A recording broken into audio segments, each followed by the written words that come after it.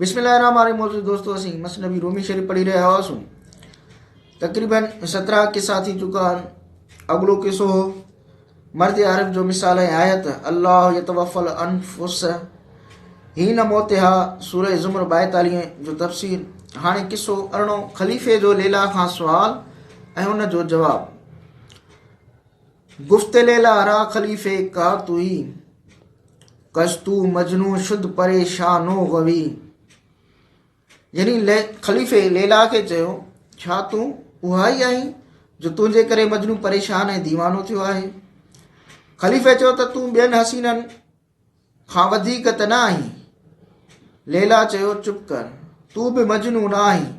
जेकॾहिं तो वटि मजनूअ वारी अखि हुजे हा त तो लाइ ॿई जहान बेक़दर हुजनि हा। तूं होश में आहीं पर मजनू बेहोश आहे।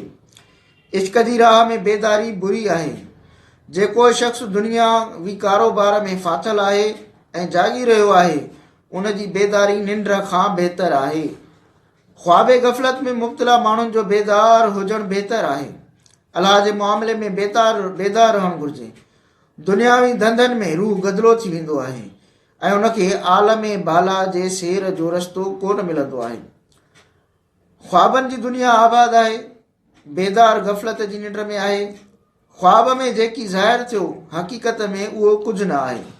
जीअं उॾामंदड़ पखीअ जो पाछो ज़मीन ते पवंदो आहे, बेवकूफ़ उन पाछे जो शिकारी थिए थो। उहो नथो सम्झे त हीउ अक्स आहे ऐं अक्स में तीरंदाज़ी कंदे संदसि तरकश ख़ाली थी वञे थो। उमिरि पाछे जे पोयां डोड़ंदे बर्बाद थी। जॾहिं अलाह जी रहमत शामिल हाल थिए तॾहिं उन ख़्याल मां निजात ऐं छुटकारो हासिलु थींदो।